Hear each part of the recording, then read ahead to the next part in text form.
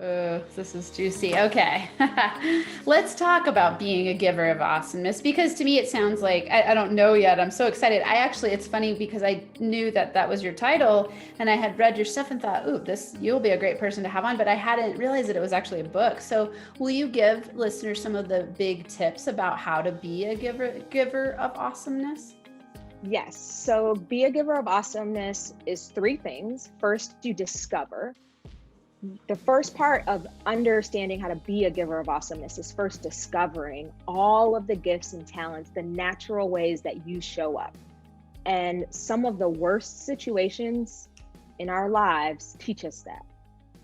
It's like, this happened to me, this chose me. It could be, I recently had a friend who was killed by her husband due to domestic violence. And one of the things that that situation showed me is the understanding that before, maybe 4 months leading up to all of that, my ability to love and care for her while she was trying to figure out what her next steps were going to be.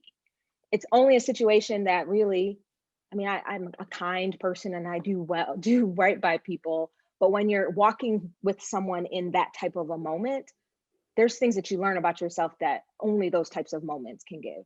Mm-hmm. Same thing if you've ever been laid off from a job or had someone really tear you down and you have to build yourself back up. Those are the moments when you can discover like, oh, this is what I'm really made for. This is what I'm really here for. Mm-hmm. So that's the first part of the book, is all the ways in which you have to discover your awesomeness.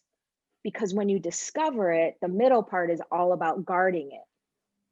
Because you have to guard it because it's the most precious parts of who we are. And sometimes when we don't know what these precious parts are, people take advantage of them. That's where the bullies come in. That's where one of the concepts I talk about is the tarnish effect. So just like sterling silver, it can sit in a china cabinet and it'll still tarnish because it's not being used. Our gifts and talents are the same way. And when we bring sterling silver out and we use it, because it's exposed to air and because it's being used, it will also tarnish.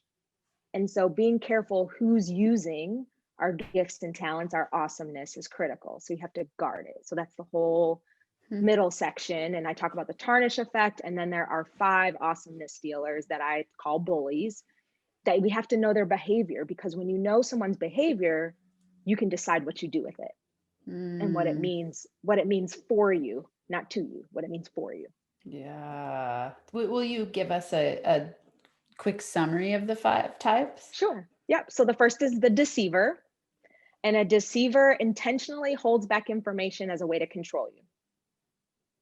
So these are people that, like, a great example is you're working with somebody on a project and you think, oh, I know everything about this project and we're working together, we're collaborating. Yet there's a whole nother piece or part that they're not telling you about because they don't need you to know that, or they don't want you to know that, because they know that if you know more, you'll do more and then you'll be more. So they try to deceive you. The next is the hoarder. And hoarders see your gift and talent and they don't want anyone else to have it. I see this a lot when I work with human resource professionals that are guiding managers through the hiring process, and they don't want to let talented people go. This happens a lot where it's like, but I need you. You have to stay in this role. And people are like, but I want to progress. I want to move on. So they're hoarding that talent.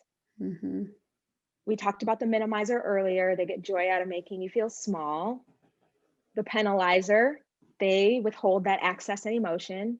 And then the last one is the taker. And takers infringe on our moments of joy and make us feel bad about something good. Think about the last time you were acknowledged, or you got some type of award and it was like, yes, Dr. Amanda, you're amazing. And you called someone who you thought was going to celebrate and they were like, you always get so many awards. I've been working so hard. And then before you know it, you're like, like you're apologizing. You're like, I'll share, like it's going to happen for you. And you're like picking this person up.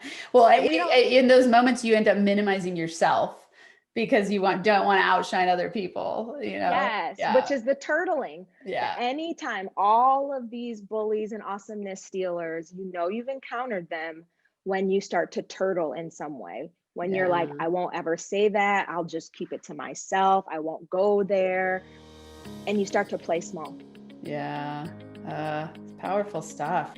To listen to the full episode, head on over to nfacoaching.com, hit the podcast link, and it'll take you to all of the full episodes. And go ahead and leave some comments. I'd love to hear from you to know how these inspirational interviews, tips, and tools are impacting you in your life and business. And be sure to hit that subscribe button so you never miss out on any of the Max Potential Habits episodes.